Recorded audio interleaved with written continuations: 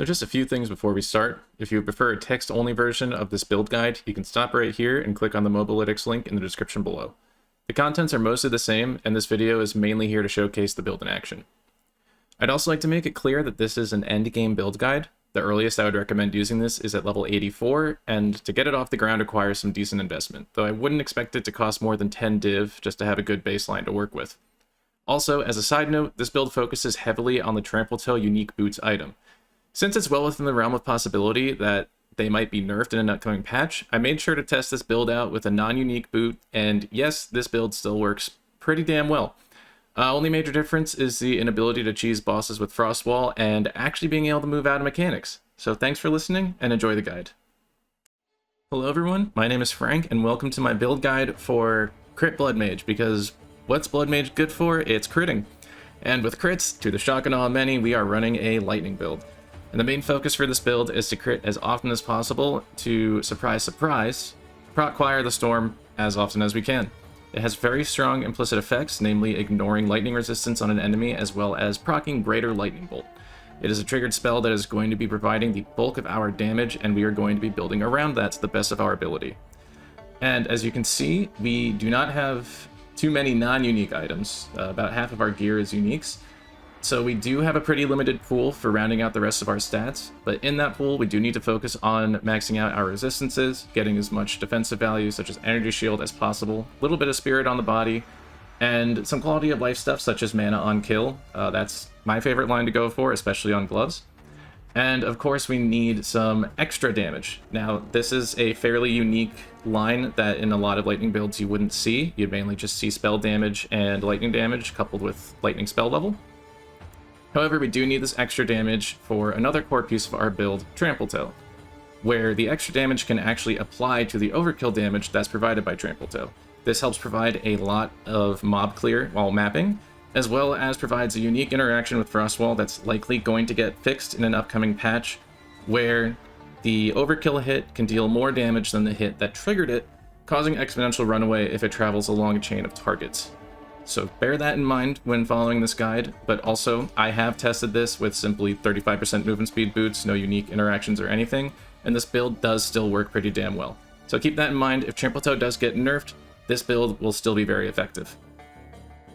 Now, ultimately, the engine of this build is Choir the Storm. The implicit effect with its lightning resistance ignore, as well as giving us Greater Lightning Bolt, provides a bulk of our damage, and we have to build around that. For the passive anointment, I chose Lucidity. This is entirely because I'm a little stupid and didn't have enough intelligence before I leveled up my Spark to level 20. Generally, this anoint, you kind of just want to round out anything that might be missing in your build. Previously, I would run Ancient Aegis to get an extra 60% energy shield. Ultimately, this choice is up to you, just don't run the Lightning Rod anoint. That passive is powerful for Stormweavers because they aren't focusing on crit. Because we crit and Lightning Rod only gives advantage to lightning hits that aren't critting, we lose a lot of that value, and it's a very expensive anoint to kind of just have sitting there not doing a lot for us. So defensive passives or stuff that gives us more stats is going to be a lot more valuable to us. Now again, thanks to the high upfront damage from Choir the Storm, we will be running Trampletoe in order to get overkill chains to help us clear maps, as well as that funky interaction with Frostwall that I will be demonstrating later. I had it in my last video. We need to get extra damage in order to enable this, and we get that on our weapon and our scepter. Weapon, we really only need 2 lines of extra damage. From what I found, 2 is kind of the best to have, with your third prefix being increased lightning damage or increased spell damage. And for the suffixes, we do just want to try to get, lightning spell skill damage, and if possible, we want to try to get crit hit chance as well. Crit damage bonus isn't as necessary, especially on Blood Mage, since we do have quite a bit implicitly. Then for the offhand, we will be using the Sacred Flame Shrine Scepter. We want to have as high of quality as possible on this. I say that because this has above 20, thanks to a corruption. That gives us some spirit, which lets us go a little bit further with our spirit gems. We can get more damage and more quality of life gems, and I'll be going into those later. But also, we mainly just want the 59% of damage as extra fire damage. This ranges from, I believe, 40 to 60. So as high on that as possible, but there's really no need to go above that. Some of those higher corruption values can end up getting ridiculously expensive. I believe I got this scepter for I think 40 to 60 exalts, so just get what's affordable. You really don't need to stack it that high on the scepter. Also, just to point out, it does have this line here: enemies in your presence resist elemental damage based on their lowest resistance. To my knowledge, this is currently bugged. This build is still pretty effective without this effect, so we kind of get to ignore this, but do keep in mind this line is presently not working, to my knowledge. Now, since the bulk of our damage is lightning, and we really don't need too much out of our helmet slot, we run the 3 dragons to give us a ton of CC support by converting our shock buildup into freeze buildup, thanks to these implicit values. This makes mapping a lot more comfortable, both by, CCing the mobs by freezing them, as well as shattering them on kill, which helps prevent detonate dead mobs from catching us off guard. It's also a pretty cheap helmet and a reliable source of all elemental resistance, which is super helpful considering the abundance of unique items that we use, and the difficulty of acquiring those stats otherwise. Now at this point, I'm just going to show some background footage of me mapping with this build while going over some of the optional uniques that I'm using. So the first one obviously is Ingenuity. Personally, I don't feel like this is necessary for this build. It's kind of just one of those items that if you have it, there's no reason not to use it. If you don't have Ingenuity, you can simply fill out your missing resistances or maximum mana and stuff with another belt. You don't need to go too hard on it, just something to fill in the slot. Otherwise, Ingenuity really isn't the most impactful unique of this build. That being said, I can't really understate how strong it is if you do have it, but don't feel like you need this to start using the build. Another one is the Melting Maelstrom Mana Flask. Now, especially if you're running Cast on Crit, which I will go over in more detail later, it's not necessary to use Cast on Crit, but if you are, mana will be an issue, especially if you're not a Stormweaver. And we're Blood Mages, so it's going to be an issue. The effect from Melting Maelstrom is honestly really powerful. Yes, we can't mitigate the damage because witches can't take Chaos Inoculation, but it is still very nice quality of life for the situations where you're out of mana. So, highly recommend, but again, highly unnecessary. It's just quality of life. And the last unique items that I will mention as far as what I'm using, but I find optional, are 3 Grand Spectrum Emeralds. They're very useful for getting a bit of extra spirit in order to take some quality of life spirit gems, such as Arctic Armor or Mana Remnants. Again, not necessary. You can use those jewel slots in order to, get more crit rate or to better fill out some parts of your setup, but still very useful. Highly recommend, but again, highly unnecessary. So now I'd like to go over the gems that we're using in this build. I'm going to start with Spirit Gems since they're a bit more straightforward for us. Now first we have Grim Feast and Archmage. These are both fairly non-negotiable as casters, especially Archmage, since it just gives us so much damage as long as we're stacking some mana. I can't recommend taking these off. They just provide way too much value to the build. And next, I'm going to talk about Elemental Conflux. Now this is pretty powerful. Since we're using extra damage, we have multiple elements in our build, so kind of no matter which element the Elemental Conflux is sitting on, we will be getting extra damage. 71% more is pretty notable. It's going to be very consistent damage that we can kind of expect. Obviously, if it lands on lightning, it will be doing more, but we can buff up its level through the cold, lightning, and fire mastery support gems. Highly recommend taking this, and if not taking this and are okay with being a little bit mana starved, we can take Cast on Crit using Comet. If you do so, you will definitely want to have Melting Maelstrom, simply because as you crit more and more, especially on bosses, you will just be completely drained of mana. If you are taking that, you will be using Spell Cascade, as well as Impetus, Energy Retention, and the Hourglass support gems. Now, Hourglass does add cooldown, but because it is a meta skill, we don't have to worry about the cooldown being affected at all. Believe me, it'll still get spammed, and it will still drain your mana. And lastly, we have Mana Remnants and Arctic Armor. Now, these two are definitely more so quality of life spirit gems that we can be using if we have the spirit to spare, and any spirit past that we can use for things such as the Clarity support gem or Cannibalism, Vitality, whichever suits you best.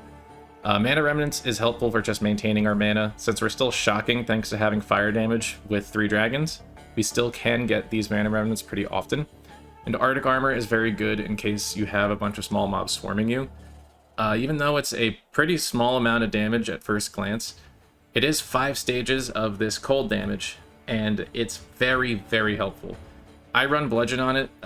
Pin and Lockdown don't really do a whole lot for it, admittedly, But Bludgeon is useful for knocking enemies back, and a lot of times, since this can crit, you can proc Choir the Storm on something that is in your face, and it does have a small AoE, so it's actually super helpful for dealing with swarms of mobs. And then for skill gems, there's even less surprises going on here. So Greater Lightning Bolt, this is always going to have 4 slots. It comes with Choir of the Storm. It's essentially Lightning Bolt plus 11 that we just can't cast ourselves.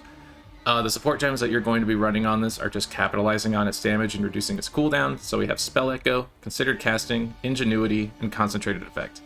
Next, again, shocker, we're going to look at Spark. Now, for Spark, you do not need it 5 slots. You don't need a max level like I have. Again, the bulk of our damage is coming from Choir of the Storm. The main things that we're going to want on this, though, are Ambush, simply because we want to crit as much as possible, and if we can get 50% base crit rate, that means that we can crit every single time that we hit a full HP mob. This is basically the core of our map clear, is critting all of the time through Ambush Spark. Following Ambush, we'll want to take Acceleration as our next support gem, simply because it lets it travel more distance. Pierce following that. Inspiration afterwards, especially as we get higher level skill gems. This helps maintain the cost better and prevents us from sapping all of our life and mana. And then lastly, either Arcane Tempo or Persistence. Either of these are fine, and again, this would be in the 5th slot. It's not necessary at all. It's totally doable with 4. That last one is very much just quality of life. And then next, I'm going to talk about Arc. This is basically just to kind of clean up anything left over that Spark did not catch. And we'll be using Unleash, since again, we're not relying as much on crit with Arc, so we're just going to rely on extra damage, and since we already have Considered Casting on Choir of the Storm, we're going to focus on Unleash as well as Elemental Focus and Elemental Discharge. We're not trying to inflict elemental damage with this, or rather elemental ailments with this. We're just trying to get as much damage as possible off of a single cast, that way we can clean things up that we missed. Next, we have Eye of Winter. Not much to be said about this other than it is our crit enabler for bosses. It can be used for mob packs sometimes, but generally you'll still just want to keep using Spark anyway. And the support gems for this are pretty superfluous. I just use Wild Shards, Fork, and Deceleration. Otherwise, it doesn't matter too much, just as long as you're able to send that towards a boss. It will help with proc Choir of the Storm more, and it will also bring your crit rate up to something stupid, like 90 as long as that crit rate weakness is applied. And then lastly, we all saw this coming, is Frostwall. This is what enables us to one-shot bosses. It's the last one I'm going to mention for this build, and also I'm just going to say it now. The interaction that Frostwall has with Trampletoe is likely going to get nerfed because it is stupidly broken. Essentially what happens with Frostwall is it creates all of these entities that Trampletoe can proc overkill damage off of, and since its overkill damage hits higher than the hit that triggered it, it causes an exponential gain along all those Frostwalls. Now, I don't know how exact that gain is per icicle, simply because it does have an AoE. I don't know how it gets calculated, and it seems to happen all at the same time. It could be every single one in that chain. It could just be whichever one the furthest reaching part of the AoE is getting to. Either way, we run this with Icicle and Spell Cascade if we're not running Cast on Crit Comet. Poison Current is there if you decide to use it in a mob pack, simply because, again, 3 dragons gives us alternate ailments. This is so far from necessary, you really only need Icicle. Spell Cascade just keeps things more comfortable when you're setting up for bosses, because it gives you more walls to work with. But again, expect this to get nerfed. If it does, just take Frostwall out of the build and nothing really changes, you'll just still run it as normal. So general gameplay for this build is pretty straightforward. When mapping, you'll primarily be using Spark to spam crits and cause overkill chains to clear packs of mobs. Now, this can usually reach pretty far off screen, so don't be surprised if you're hearing drops and you don't see them for a while. Also, a side effect of such far-reaching clear is that corpses can still appear to be alive or moving towards you despite being dead already. Just pretend it's like a delirium map or something. It's a really weird side effect bug of this. It can take some getting used to, but don't let them disrupt or distract you. It's very easy to think that these guys are still alive, and you don't want to focus on them instead of mobs that are actually alive and able to kill you. Now for bosses, you can either one-shot them like I explained earlier, or you can be more traditional, and if you are doing this more traditional strategy of not Frostwall cheesing them, you don't need Trampletoe at all, and you can instead use Move and Speed Boots, which ends up making mechanics a lot easier to deal with. Now your main source of damage is still going to come from crit spam, so when it's safe to be close, you'll be using Eye of Winter. This will proc Choir the Storm a lot more frequently due to giving a much higher base crit rate. Now, if you need to create some space and attack from a distance, simply use Spark to keep up your damage. This will also have the nice added effect of, since you have more lightning damage, you're going to build up more freeze thanks to 3 dragons. And that's pretty much everything for this build. If you have any questions or corrections, feel free to leave a comment down below. Otherwise, I'm going to let the rest of this Zeshed guild play out without using the Trampletoe, so you can see this build is still pretty okay. Obviously not one-shotting is its own thing, but it's still perfectly viable. That breach was totally without Trampletoe, so if this does get nerfed, you can at least feel safe being able to continue using this type of build. So thanks for watching, and have a good one.